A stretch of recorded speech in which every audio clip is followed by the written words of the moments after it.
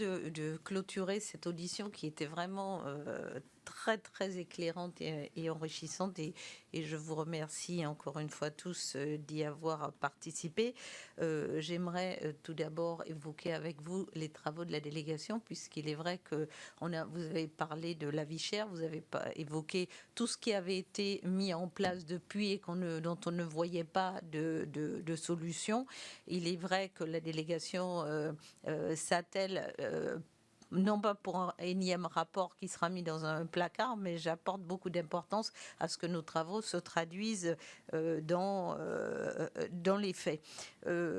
Premièrement, je souhaiterais vous dire que là, nous avons déposé dernièrement une proposition de loi d'actualisation du droit des Outre-mer à l'initiative du président Gérard Larcher et qui prévoit dans son article 10 d'élargir le bénéfice de l'aide aux fret aux produits de première nécessité.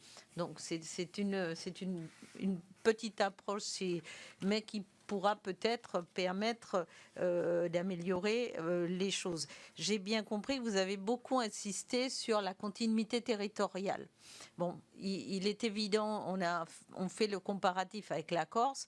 Je rappelle que la Corse n'est pas très loin d'une part, que deuxièmement, tous les avantages dont bénéficient les ultramarins au titre de la vie chère, à savoir la surrémunération, certes, la surrémunération des fonctionnaires, les abattements de charges patronales au niveau des entreprises, les abattements, les dispositifs de défiscalisation autres, ce sont énormément de dispositifs dont bénéficient les territoires ultramarins sur la base de ce différentiel et de cette vie chère.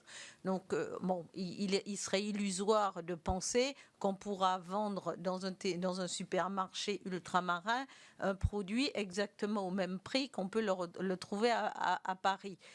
Voilà, ce sont vraiment des discussions qu'il faut poser sur la table et voir ce à quoi les ultramarins ou les entreprises ultramarines sont prêtes à concéder pour qu'on puisse trouver des solutions. Si vous estimez que le dispositif en place, notamment ces abattements et autres, peut-être ne sont pas assez efficaces, vous avez évoqué aussi l'octroi de mer qui fait débat.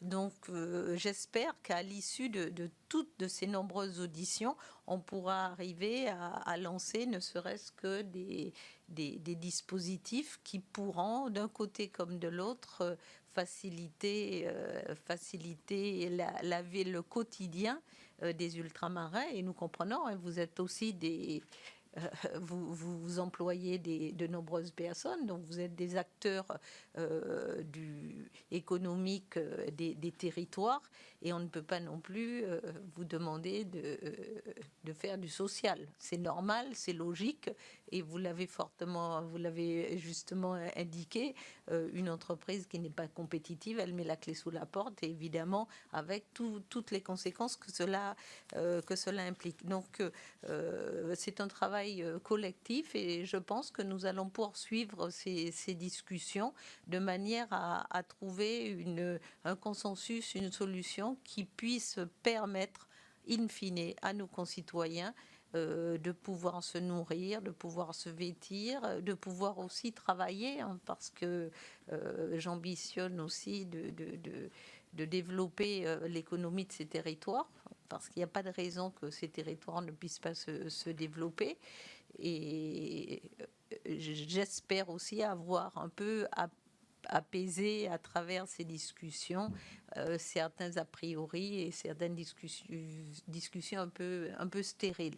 Mais je vous remercie d'avoir répondu en toute franchise à toutes les questions, et sachez que les auditions se font non pas pour cibler qui que ce soit. Je l'ai toujours dit et je le répète, mais nous sommes tous des acteurs, et l'important, c'est que chacun y met sa pierre à l'édifice, et on arrivera à trouver des solutions qui, je l'espère, seront satisfaisantes pour tout le monde. Voilà, merci à vous. Merci de nous avoir consacré 2 heures, parce que les auditions en général